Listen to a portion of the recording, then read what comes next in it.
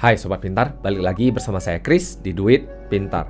Di episode sebelumnya kita sudah bahas mengenai options.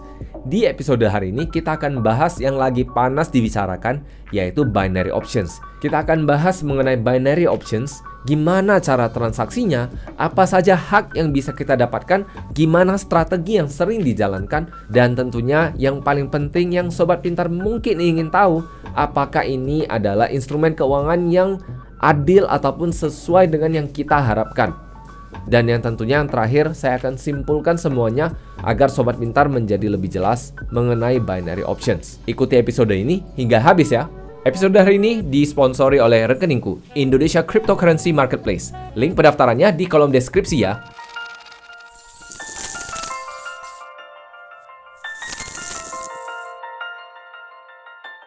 Seperti biasa nih, sebelum memulai, BPJS-nya dulu dong. Bayar pakai jempol, share, dan subscribe saja. Episode dari Duit Pintar akan selalu saya hadirkan di setiap Senin dan Kamisnya. Jadi Sobat Pintar bisa dapatkan episode yang lebih banyak dari Duit Pintar. Langsung kita masuk mengenai binary options. Apa itu binary options? Maka kita akan bedah satu persatu dari istilahnya sendiri terlebih dahulu. Seperti yang sudah saya jelaskan di episode sebelumnya, bahwa binary options dikategorikan ke dalam exotic options. Hal ini dikarenakan banyak sekali fitur-fitur dan karakteristik dari options yang sudah diubah sehingga membentuk satu binary options. Dan binary options ini muncul setelah ada eranya spread betting, yang mana ini masuk ke dalam kategori financial betting. Hal ini memungkinkan orang-orang untuk melakukan judi ataupun tebak-tebakan menggunakan instrumen keuangan. Ya istilahnya begini, kira-kira nih 5 menit lagi harga dari saham BRI misalnya naiknya ke berapa nih, ataupun turunnya di bawah berapa. Jadi hal ini membuat orang-orang yang suka judi memungkinkan untuk melakukan judi dengan bungkusan instrumen keuangan. Tentunya ini nggak akan afdol kalau kita nggak ngerti apa itu binary sendiri. Maka kalau kita jelaskan secara harfiah, binary sendiri artinya adalah adanya dua sisi. Kalau di dalam dunia matematika ada istilahnya angka 1 dan 0. 1 dan 0 ini biasanya digunakan untuk bahasa komputer. Hal ini dikarenakan komputer-komputer akan lebih mudah membaca apabila hanya menggunakan kombinasi dua angka ini. Dua angka ini sebenarnya di dunia komputer hanya melambangkan yang satu on dan yang satu off. 1 dan 0. 1 ya tentunya on ataupun hidup. Yang 0 artinya off. Jadi kalau misalnya Sobat Pintar ngelihat saklar ada cetekannya ada yang angka 1 dan angka 0, ya itu sebenarnya adalah binary. Jadi untuk Sobat Pintar yang mungkin belum tahu bahwa di setiap komputer ada yang namanya prosesor, termasuk di handphone kita juga. Prosesor ini terdiri dari banyak sekali transistor. Ya transistor tentunya komponen-komponen elektronik. Nah, saya nggak akan jelaskan apa itu transistor dan sebagainya, tapi intinya begini, transistor ini ngertinya hanya on dan off, on dan off. Dan kalau kita gabung on dan off ini banyak sekali, ini akan memberikan informasi tertentu kepada si komputer ini untuk ngapain. Lu ngapain, lu ketik ini, lu ketik itu, lu tunjukin ini, tunjukin itu. Nah, transistor ini 1 dan 0 ini ngasih informasi itu sehingga kita bisa ngelihat informasi tersebut di komputer kita ataupun di handphone kita. Nah, dikarenakan kesederhanaan ini hanya 1 dan 0, ini digunakan di banyak sekali bidang. Salah satunya yaitu binary options. Sesuai tadi namanya binary 1 dan 0, maka binary options ini juga dikenal dengan istilah all or nothing options. Tentunya saya jelaskan di sini, apa itu all or nothing options. Tentunya kalau misalnya kita berbicara soal binary yang tadi 1 dan 0, maka ini berbicara soal angka-angka ajaib yang mungkin Sobat Pintar terdengar familiar.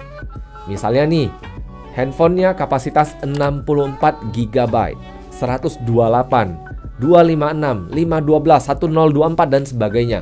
Angka ini dari mana? Angka ini tentunya asalnya adalah binary, yaitu yang tadi dua angka tadi 1 dan 0. Kalau dipangkat-pangkat hasilnya yang tadi 128, 256, 512 dan seterusnya.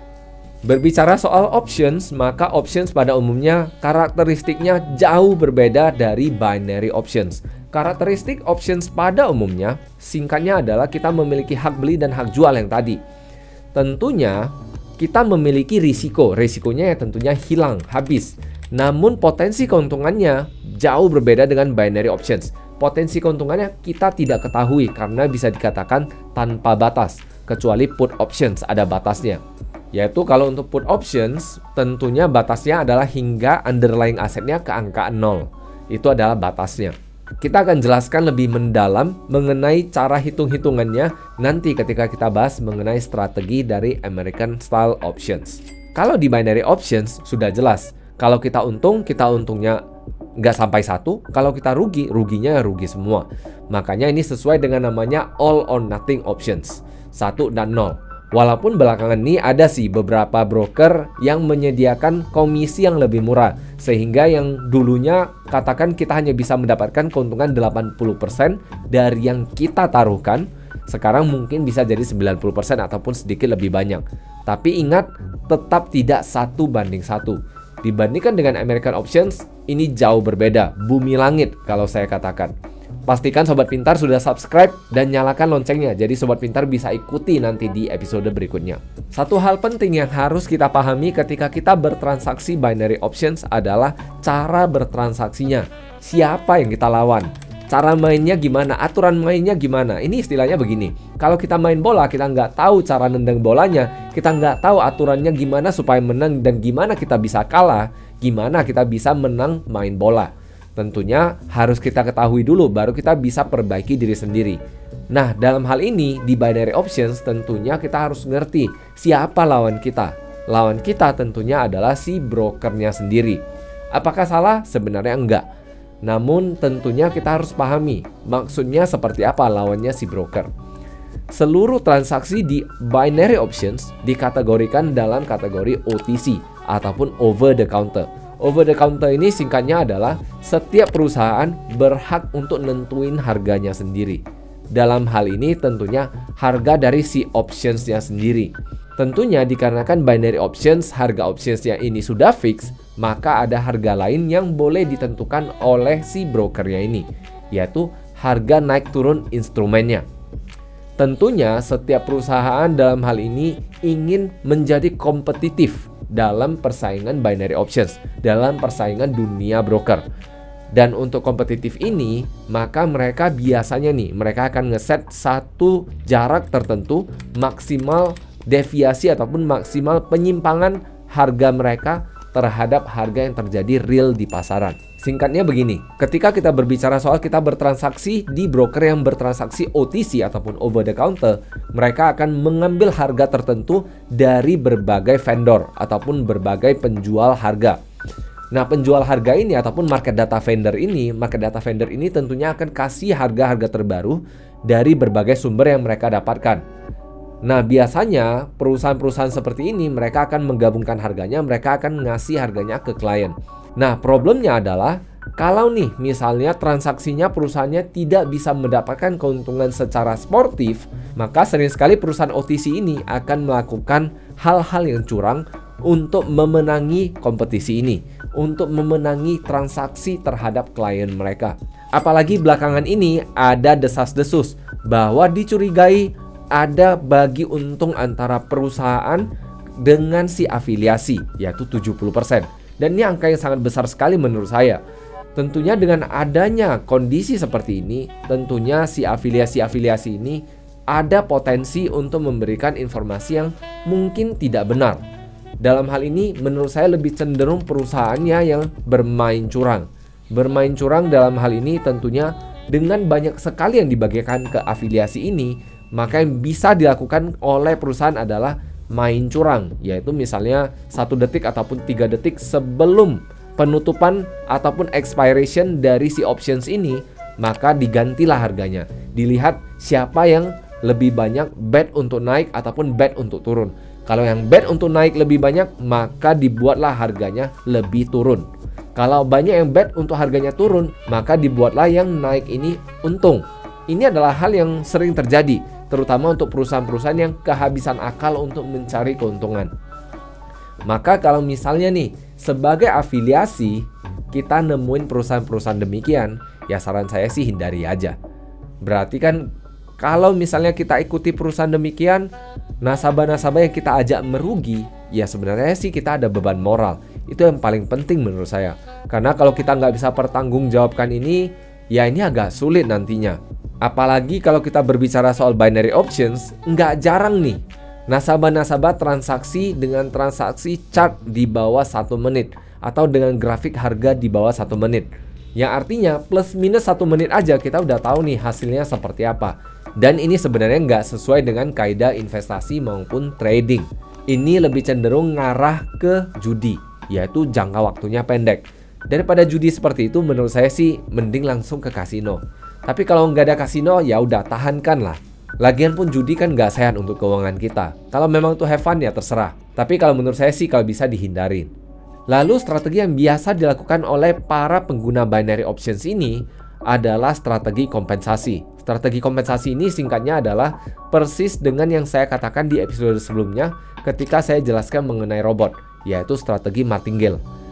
Ketika misalnya kita pasang $1, ketika kita kalah, kita pasang $2, kalau kita kalah lagi, kita pasang $4, dan seterusnya. Ini dilakukan terus-menerus hingga satu titik batas yang ditentukan oleh si broker binary options. Sepengetahuan saya, batas yang dilakukan adalah $1.000. Jadi kalau kita sudah pasang di atas $1.000 itu nggak bisa lagi. Walaupun belakangan ini semakin banyak broker yang buka batas itu membuat batasnya lebih tinggi lagi, namun tentunya bukan berarti semakin besar potensi keuntungan kita. Karena yang namanya market OTC kalau memang brokernya sudah nakal, ya sudah bisa dipastikan kita sebagai nasabah pasti akan kalah. Kalah dalam hal ini kita mungkin bukan kalah selamanya atau kalah terus-menerus, namun secara keseluruhan seluruh nasabahnya dia akan cenderung menang. Ini yang perlu kita ingat kembali. Ingat saya garis bawahi, kalau brokernya sudah curang, ya memang curang, ya sudah hindari saja. Yang begituan sudah hindari. Yang begituan ya memang sering terjadi. Jadi kita sebagai nasabah yang bisa kita lakukan ya tentunya jangan transaksi di broker demikian.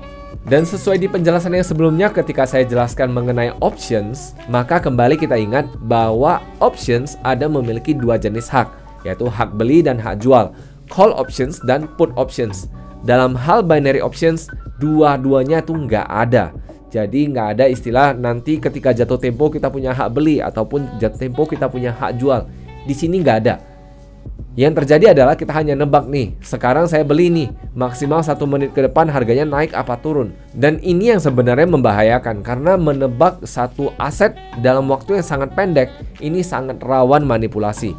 Terlebih lagi yang paling penting adalah minimnya regulasi yang didapatkan oleh broker-broker binary options. Mungkin ada beberapa merek tertentu yang sudah memiliki regulasi, namun perlu diingat kembali kalau dicek di episode sebelumnya ketika saya bahas mengenai broker-broker, lisensi yang didapatkan adalah lisensi-lisensi dari negara-negara offshore ataupun negara kepulauan, yang mana ini adalah lisensi yang sama sekali nggak berguna, nggak kuat. Alasan utamanya untuk dapatkan lisensi itu biayanya sangat murah. Semurah apa? Saya kasih gambarannya. Untuk dapat lisensi di negara-negara kepulauan, kita cukup butuh sekitar $2.000 hingga $4.000. Dan ini menurut saya angka yang terlalu kecil untuk izin institusi keuangan. Apalagi yang megang uangnya gede-gedean. Ini akan sangat rawan sekali tentunya. Lalu gimana regulasi binary options di negara-negara lainnya? Di Amerika Serikat sendiri ada yang namanya FINRA, Financial Industry Regulatory Authority, di mana ini adalah institusi yang mengurus mengenai regulasi-regulasi dari industri keuangan, di mana FINRA sendiri sudah mengatakan bahwa binary options adalah transaksi yang sangat-sangat berisiko, di mana ada konsep all or nothing ataupun ada dan tiada. Dan tentunya yang paling parah adalah banyak sekali aduan-aduan atas kecurangan yang dilakukan oleh broker-broker dari binary options. Sehingga ini membuat Amerika Serikat sendiri sekarang agak enggan untuk meregulasi ataupun memberikan lisensi kepada perusahaan-perusahaan binary options. Di Australia sendiri ada ASIC ataupun Australian Securities and Investment Commission yang sudah mengatakan bahwa binary options ataupun dengan istilah all or nothing options adalah transaksi yang sangat berisiko. Tentunya ini tidak masuk ke dalam istilah investasi. Investasi mengandung risiko dan ketidakpastian. Sedangkan si binary options mengandung kepastian, yaitu kepastian akan return yang didapatkan.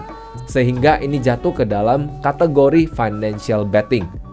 Kembali, ini adalah judi berdasarkan instrumen keuangan.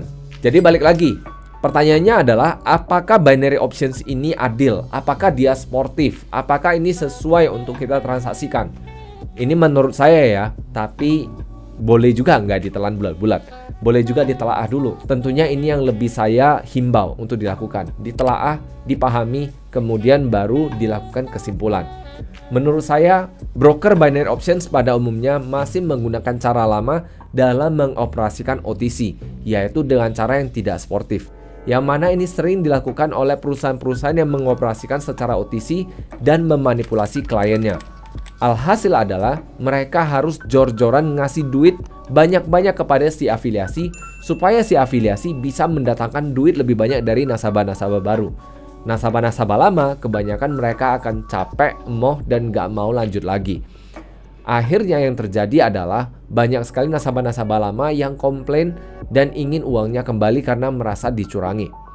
Tentunya ini adalah hal yang dihindari oleh perusahaan-perusahaan terregulasi yang mana sudah menjalankan cara OTC yang lebih baru, yang lebih adil dan lebih transparan tentunya. Tentunya nanti saya akan buat satu episode khusus di mana saya akan menjelaskan secara terperinci bagaimana cara OTC beroperasi. Tentunya ini saya dapatkan bukan dari informasi yang saya dapatkan di internet, karena Sobat Pintar sudah pasti dapat informasi yang agak mengambang di internet. Dan informasi yang akan saya berikan tentunya adalah informasi ordal, orang dalam tentunya. Lalu apakah ini fair? Tentunya dengan cara para broker ini masih menggunakan cara lama, menurut saya ini kurang adil. Ini dapat merugikan dari sisi nasabahnya yang tidak tahu apa-apa.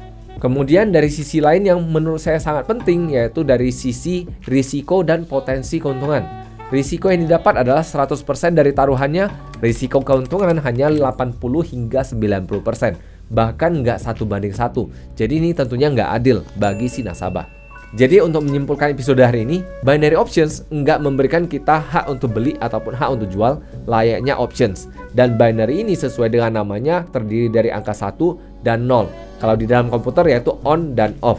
Kalau di dunia keuangan punya istilah lain dengan yang namanya all or nothing options. All or nothing maksudnya kalau misalnya untung, kita untung semuanya, yang mana akan dipotong dengan komisi cukup tebal. Kemudian kalau kita rugi semuanya, makanya disebut all or nothing. Potensi keuntungannya tentunya antara 80 hingga 90%. Kalau rugi ya rugi 100% dari taruhan kita. Dan yang terpenting adalah banyak sekali negara-negara maju yang berusaha untuk menghindari memberikan izin terhadap perusahaan-perusahaan binary options, yang mana bisa dicek dari website-website regulator dari negara-negara maju ini. Dan juga saya sudah pernah jelaskan di episode sebelumnya mengenai cara kita untuk menilai apakah suatu perusahaan ini layak untuk kita depositkan uang kita. Dan yang terakhir yang paling penting, apakah binary options ini adil ataupun enggak? Menurut saya singkatnya tentunya enggak adil. Hal pertama dikarenakan broker dari binary options banyak yang masih menjalankan operasional OTC zaman dulu, yang mana tentunya ini dengan model predatory, yang artinya nasabah akan dimakan oleh perusahaan. Singkatnya seperti itu. Yang kedua dikarenakan risk to reward yang enggak seimbang, yaitu kalau profit 80 hingga 90%, kalau rugi 100%. Jadi itu saja mengenai binary options. Semoga Sobat Pintar tercerahkan oleh episode ini. See you in the next episode and bye-bye.